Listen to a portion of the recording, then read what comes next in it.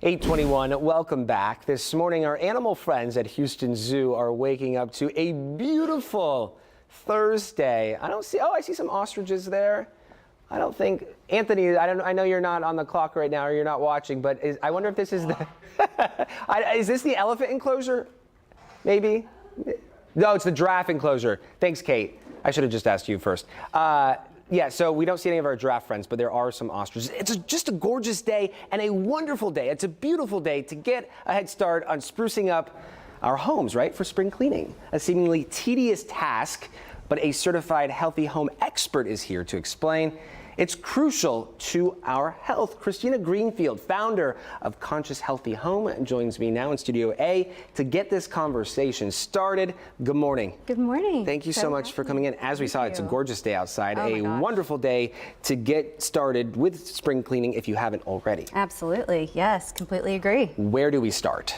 Well, that is a great question. A loaded question, right? A loaded question, yes. I think we start with the purpose of cleaning, the purpose of maintaining your home, and it's actually to just be really proactive and make sure that something that is a small issue at first doesn't become a larger issue that you ultimately have to deal with anyways. Well, how did you get your start in cleaning? That is a great question. So my start in cleaning was... I ask because I'm sure people listening, watching right now, there are some folks who are like, oh no, not this again. It's that time of year. Yes. And so for some, it's not enjoyable. For you, it is. Yeah. Well, it's enjoyable because I feel like it's necessary. So our family was actually impacted by living in an environment that turns out it was compacted with toxic mold. Oh yeah. And so we realized that impacted our bodies. Your health. The health of our home impacted our physical health. And so that really drove home to me the importance of being able to curate a healthy home environment to support your bodies as well. I'm so glad you brought that up. Yesterday when we were having our post-show meeting, we were looking ahead at today's coverage and we were talking about this segment, and I was asking my producers, you know, I wonder if cleaning, spring cleaning, stirring up that stuff that hasn't really been flowing all year, can that be detrimental to your health? And my producers laughed and thought that I was coming up with an excuse to get out of cleaning. And they're like, no, just wear a mask. But talk to us about, you know, if it's dusty and you're stirring that up, you're breathing that in, what are some safe ways to execute the jobs that need to be done? Yeah, no, that's a great question. That's a great question. So lots of nasty stuff lives in dust. You know, skin cells, dander, dust mites. Just gross. All kinds of stuff that will aggravate your sinuses and, you know, will impact your health.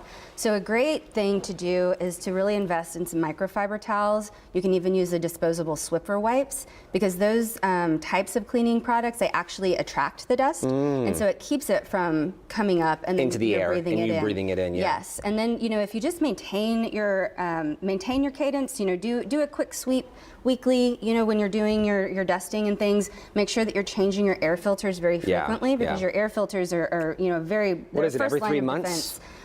Every 3 months is the recommendation. I recommend visually assessing them every month. Yeah. Just because you don't know. Just to check them out. Yeah, just to check and see, because certain times of year could be exactly a little more high traffic. I don't know what the more high traffic, and you could have, you know, if you have pets, if you have kids, if you have a lot of in and out from your home. If they're shedding their coats, then you might if you're in and out of the house. Exactly. Yeah, that's a really good point. Exactly. What else do we have here? So mitigating dust is important.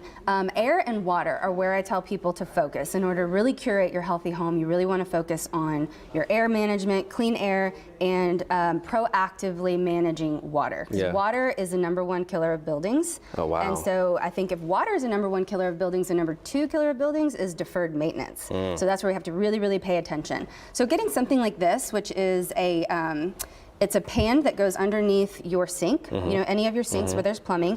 It's important that it has a lip here. That on the way, side, so it catches, it holds that water. Exactly, yes, if water leaks. So you just want to be proactive and know that eventually a pipe is going to leak.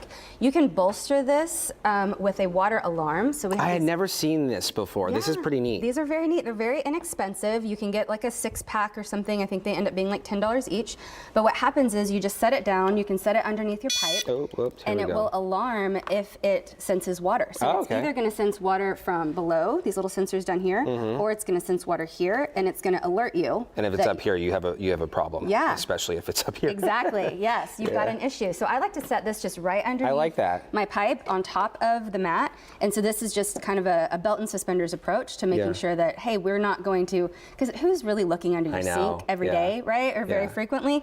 But if you have something like this, it lets you know when it's a problem. These are pretty inexpensive. Very inexpensive. Yeah, they end up being about $10 a piece. I think you can just get them on Amazon, you know, in like a 6-pack. Okay, cool. Yeah. Moving on to these guys down here. Moving on, so this is inside the home. It's also important that you lay eyes and hands outside the home. And so I always tell people, you know, don't be intimidated by curating your healthy home. It's available to everybody. You can use your 5 senses. That's like a free resource to you, right? So go outside and take a look. Look at the foundation of your home. Do an audit around the perimeter. If you've got wood or debris or clear that out. Yeah, clear it out. The bugs are going to live there. That's just going to invite water to jump up, you know, and get behind your cladding, which is the exterior of your house. That's like your main bulk water repellent management system. Yes, exactly. So you want to clear all that out. You know, get your gloves and just make sure that you're just, you know, getting it away from the foundation. Gutter maintenance. Gutter maintenance is huge because gutters are meant to help divert water. Away from the home. Away from the home, exactly. You've got a high velocity of water that's coming off of your roof, the slope of your roof, and it gets into the gutter, and then you can control where it's diverted. So make sure that those are clear. That you're clear, yes. They're flowing. Yes, exactly. And a good, using your eyes again, if you're looking at the termination of the gutter, if you see a lot of leaves and debris just at the termination on the ground, that's a good indication that you probably have a lot of debris that's inside your gutters that you need to get up there, get a bucket, get your gloves, and just scoop it out. The next thing that's great for gutter maintenance, this is called a gutter extender. Super inexpensive. You can get it at any hardware I see what you're store. doing. Put it at the bottom and route it to where it is that it needs to go. Exactly. You're an expert. You're already an expert. Yes, but you just divert it exactly to where you need it to go. You want it to get away from your foundation. You want to divert it if you have culverts or if you have, you know, French drains. Make sure the water is being able to get to those drains to get away from your foundation. This has been such great information. Christina, for people wondering where they should start, I don't know if we answered that question at the top. Which part of the home should you start in? Yes, I think start wherever you feel most comfortable, just as long as you get going. Yeah. I think it's easy as you're coming in and out of your house, take a look. See, is there something that I need to address, you know, this weekend? Is there something that I see that needs something outside?